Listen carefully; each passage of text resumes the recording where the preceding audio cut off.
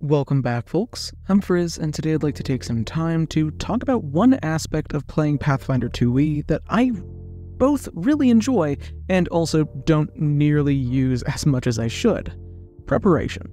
Having the right tools to deal with whatever encounters come up can make a gargantuan difference in how things play out, and 2e has a lot of things that are worth preparing for.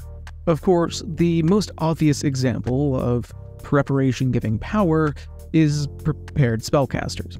Some spells have niche applications, but if you know that you're going to be running into that niche beforehand, having those spells available can make your life dramatically easier.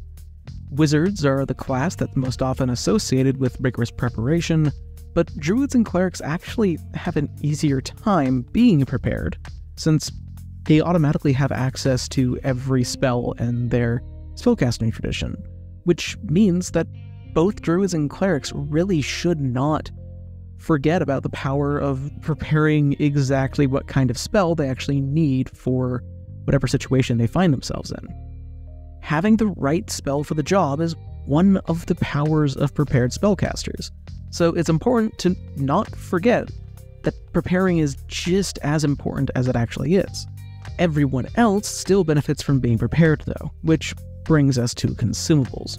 Consumables are the main way that characters are likely to prepare for given encounters, and when they're used appropriately, they can be super impactful. Like, believe me, I understand the desire to hoard your consumables until the day you die, because you might need them more later, but they really can save your life whenever you need them, and even if they don't save your life, they can make your life a hell of a lot easier. By far the most obvious example of this is healing potions. Every consumable is useful in a particular situation, and everyone can guess what niche a healing potion fills. The thing is, anyone is able to use a healing potion to restore a couple of hit points, and that, unironically, saves lives. If you don't have battle medicine or healing magic and your buddy is bleeding out next to you, having bought a healing potion obviously can turn that from a potentially deadly situation into something dramatically more manageable. Not everyone has healing magic at their fingertips, and there's never a situation where having a healing potion is, actually bad for you. While healing potions are the most broadly useful consumable in the game, they all have their own uses, and those uses can be very impactful. A potion of fire resistance can completely change the outcome of a fight against, a fire elemental, and prevent massive amounts of damage. Having some ghost oil around can make fighting ghosts dramatically less annoying, which is good because fighting ghosts is normally very, very annoying. An oil of mending can solve an honestly shocking amount of problems outside of combat, so having one around really can't hurt, right? The only limiting factor is money and access, and both of those are pretty manageable to deal with. Speaking of money and access, though, let's talk, James. Yep, I see you through your camera.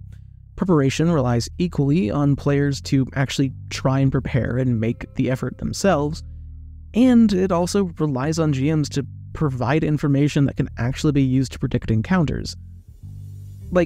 I love surprise and plot twists just as much as everyone else, but hints and foreshadowing are really fantastic tools that can, help the party actually feel smart, and people generally like feeling smart. If someone in your party wants to try and figure out what a creature is based on its tracks, or some rumors about it, let them give it a shot. If no one in your party is actually thinking to use Recall Knowledge, maybe prompt your players about if they want to try and use Recall Knowledge.